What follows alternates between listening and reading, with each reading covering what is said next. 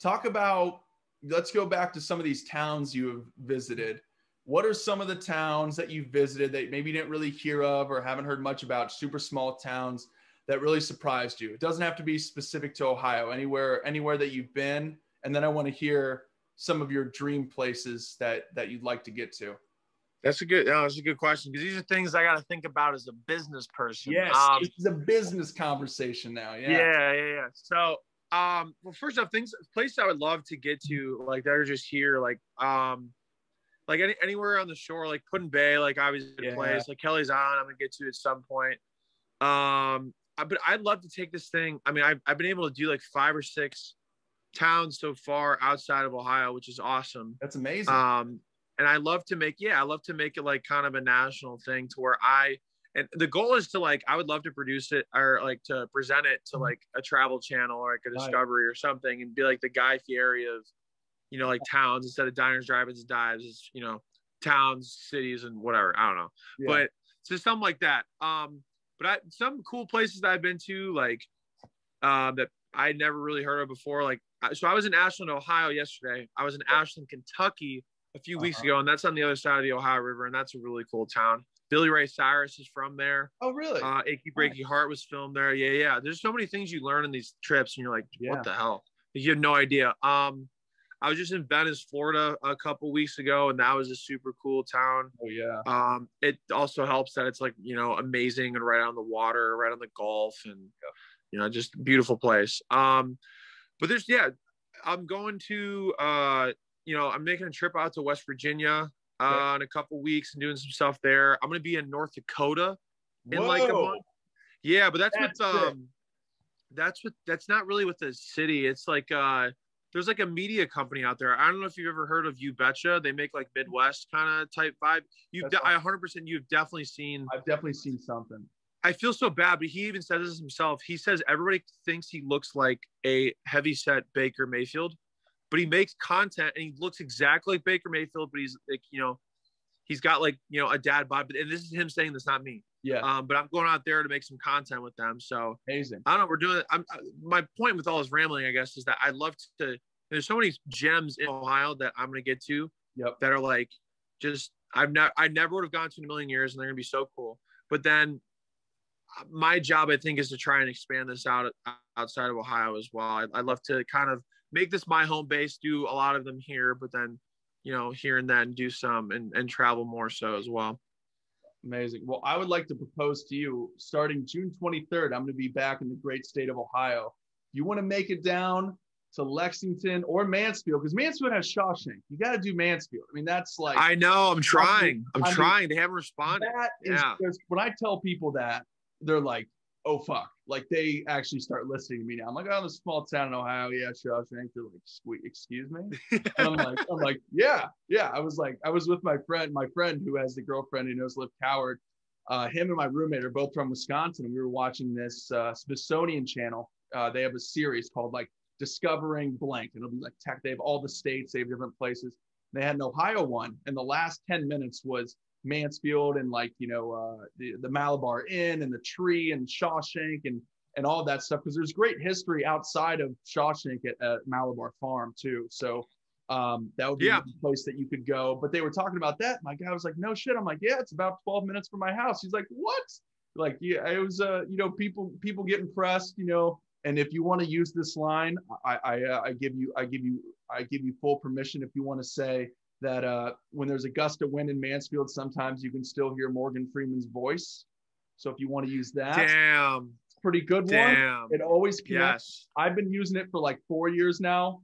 Always a great one. Always a great one. So you have permission to use that. But if when you're home or when I'm home and you want to make it down that way, let me know. I want to say I think the mayor lives close to me, or my mom knows the mayor or something. So maybe you could come to, there's not much in Lexington, but we got to get you to Mansfield for sure. Yeah, dude, I would love to be down there. Yeah. Keep me posted on when you're back. I'd love to meet up with you and do some stuff for sure. But I've been trying, I've emailed Lexington as well, but I've been trying to get to Mansfield for a while. So hopefully eventually someone will get back to me. I'll have to ping them again, but I would love to do like the Shawshank Trail, because Ashland has a couple spots on this trail that they do like in the entire area. So I was at a couple places yesterday that had some Shawshank stuff, but amazing. 100% want to get down there and 100% want to kick it with you down there for sure. Yeah, that'd be fun. Before we go, any places on the list that are coming up that are booked and that you're going to be heading out other than North Dakota? What's next for you? Where are you going? Yeah. So small town tomorrow called Macedonia. Where randomly Foster the People is from, which is like that's kind of a cool fact. Whoa. Let's see. Yeah, I don't know, like Zanesville next week, a town called Clyde, like a bunch of small towns in Ohio. Clyde, yeah. Let me look at my calendar real quick.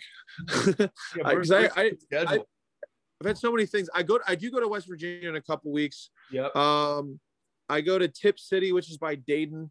Okay. Next week, and West Virginia for a couple weeks. Okay. Or no, I'm sorry, a week, and then I travel to go see my girlfriend in Louisiana. Cool. And then I come back, and then I hit the road again. I go to a town called Piqua, where Captain Underpants is founded, or like they because that fun fact, they said the home base for Captain Underpants is Piqua because they used to have an underpants festival. So Captain Underpants is like fakely based out of Piqua, Ohio. So you were telling me Ohio has Superman and Captain Underpants? We got it all, baby. We got all sides of the spectrum. I knew Superman. I got the GV artwork shirt that I wear all the time. Birthplace of Superman there at Glen Oak. But holy shit, I did not know we had. That's like, oh my gosh! If I would have I would have read those books even faster as a kid if I knew that they were in Ohio. Coming from Ohio. Well, dude, all right. So this is another one. Calvin and Hobbes was made in Chagrin Falls. So if you look at the back of the book of all the books, it's the main street for Chagrin Falls, which is nuts. So there's a lot of like random stuff here that I think people don't know about. Smuckers is always one I kill. I like always Smuckers. Ohio sucks. I'm like, did you eat Uncrustables as a kid? I'm like, you're welcome. Orville, Ohio. Now shut your whore mouth. Like I get so pissed. You bitch. they're like, yeah, I used to put them in the freezer. They were so good. I'm like, yeah, you're welcome. Bobby Knight. You're welcome. What's up? Yeah. Same place. A lot of stuff here. A lot of stuff comes from here. I think a lot of people go out and do ventures at other places, but like yourself. But I think what people can agree, like people that most people that are from here, is that it's always nice coming home. It's always nice being back in town. And there's so many good people that come from here, whether they stay or whether they go. So that's just kind of the thing I think about. And it's cool. Even people even that spent a little bit of time here. I think about like Rob Lowe, right? Like he's like spent time in Dayton, wasn't born here but grew up here before he moved out. I listen to his podcast. I really like Rob Lowe, but he still like claims Ohio and talks about when he grew up here and like great memories. And I'm pretty sure his family is still here, or they were for a long time. And it's just, like you said, no matter who goes out, if they spend any time, no matter where in the state they're from. I know we always joke, pretty much south of Columbus is just Kentucky, but I mean, really, like everyone is really proud to be from here, even when they get out and go somewhere else. And eventually, I'm sure one day I will have lived outside of Ohio longer than I have in Ohio, but it'll definitely always be home. And that'll be, some of the most fun times I always look back on when I was in Ohio. And obviously I still go back, so I'm still creating memories, but I think that's what's really cool and unique to Ohio. It's cool like that. And I love it. It's special. It is a special place, man. Yeah, I 100% agree with you. Whether I stay here or not, I don't know. But who knows what the future holds? But it's it'll definitely always be home. That's for sure. Absolutely love it. Well, Sir Yacht, I'm so glad that you're doing well. I'm sorry about the Twitter. Before we get off here, I'll get your new Twitter so I can. Now I'm gonna be the one helping you out, send into hopefully some more people your way. Oh my God, I hope so, man. Yeah, I haven't tweeted too much from it because I'm like, well, I don't want to put so much shit on here. Like if my main thing comes back, but yeah, it's just Sir Yacht _ It's the same thing. I just put an underscore at the end just in case. So we'll see. Hopefully some good news. But hey, man, if not, it's not the end of the world. Right. I'll build it back up again. I'll focus on some other stuff. I just bought some video equipment, so awesome. I'm gonna focus on YouTube and TikTok and make, better videos and things like that. So it's just a speed bump, but it's not, it's not a roadblock. We'll be all right. I love it. Sir Yacht, you're the best, man. Always great talking to you. Let's go Brownies this year. Can't wait to see that schedule tonight. Go Brownies, man. Yeah, thanks for having me on. Of course, and we'll talk to you in 3 weeks when the Indians get no hit again. Good, man. Let's go for the record. Hey, I hate to keep going on, but I was cracking up. Like because the Indians, they're weirdly good, and they're exactly who we thought they were. The offense is not going to be great. They have a few good bats, like Jose's a stud, and Framil's capable. Naylor is feisty, and they got some guys that can run the bases and hit a little bit. But their bullpen's really good, and they have really good starting pitching again. And the Indians are exactly who they thought they were. Some nights they're going to score 9 runs, and other nights they're going to just get no hit, literally. And much like the Browns that last Hugh Jackson year, remember they played like almost, I swear it was like, I swore they played like 20 overtime games. They played like 4 or 5 of them, right? And they were all like in the first 8 weeks of the season. And they tied that first one against Pittsburgh. And I'm like, I was rooting for a tie every week. I'm like, if we could be like 4-4 and 8 or something, like let's do it. So I would love nothing more than the Tribe to compete for the division and get no hit like 4 times. That would be awesome. No, I'm fine with that. It sure shows how far good pitching goes. Yes. They just consistently cannot hit. But it's funny with Lindor gone, it's like, well, the Indians kept like the best bat. We'll see how long Jose's here for. But that pitch staff and that bullpen.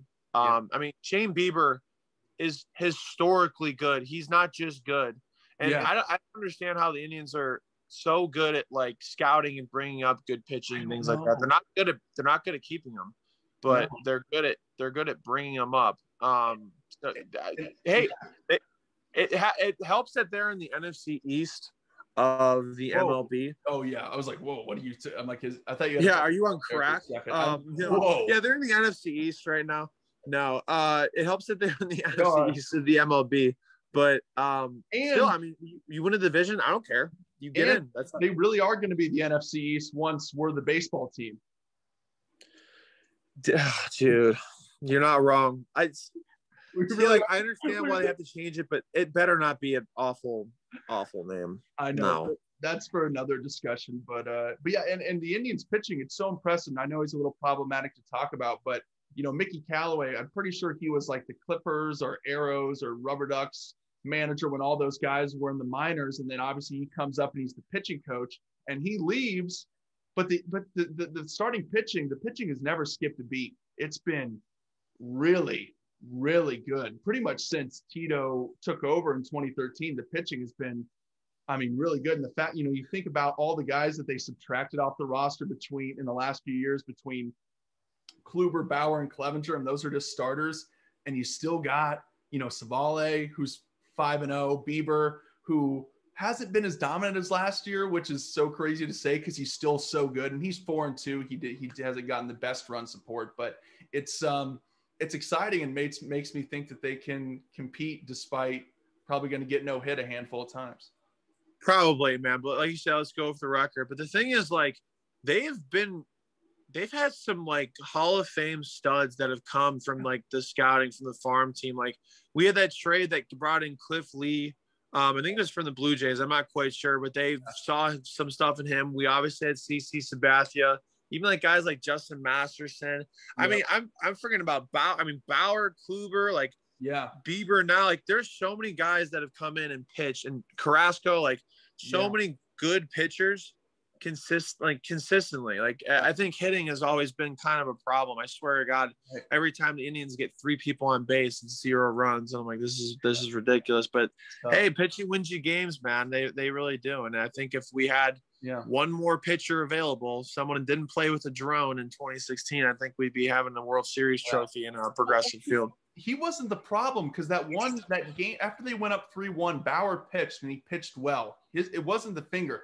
I think it was the fucking fluke of Carrasco breaking his hand because he caught you're right. Like in like September or something, at the very end of the season. It was just absolutely murder. And Salazar was was hurt.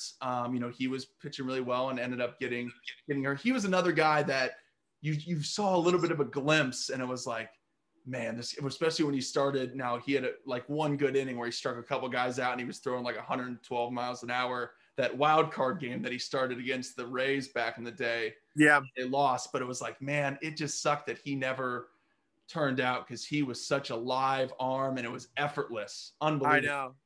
Yeah, I thought he was going to turn out too, but basically the strategy was like, hey, Corey Kluber, can you go today? Cool. Oh, you can't?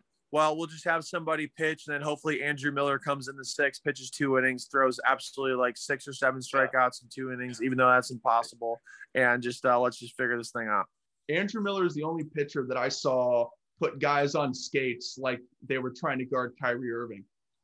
That the most dominant pitching I've ever seen. And it sucks because he never really returned to that form after that year. Injuries. He wasn't a stud like he was in 2017, that next year. That team was loaded, especially. That's what the Indians have to do, right? Good pitching farm system, and you develop guys. And then, when other teams are trying to sell, you pick up the Jay Bruces of the world and stuff like that that you couldn't sign outright. And like Edwin, they were able to, but like, Jay Bruce is a guy, we can't add both of them in the same offseason. But if someone wants to dump them at the trade deadline or buyout or whatever, they can do that.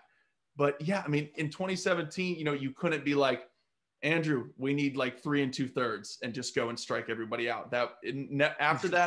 Pretty much after that Blue Jays series to go to the World Series, it was never the same, never reached that peak again. Nah, man, it's sad. But it was a great run between Cavs and them, man. Couldn't even imagine. That was just, we're so spoiled. Like that was the peak of Cleveland sports for a while now. Hopefully the Browns can return us back to that. We'll see. Yeah, I hope so. But the Browns are good now, and it cost us everything, but it's going to be worth it. We're going to be exactly, man. I think it's worth it. I'm okay with that. All right, sir. Yeah, thank you so much, man. We'll be talking soon. Sounds good, man. Thanks for having me on. Of course.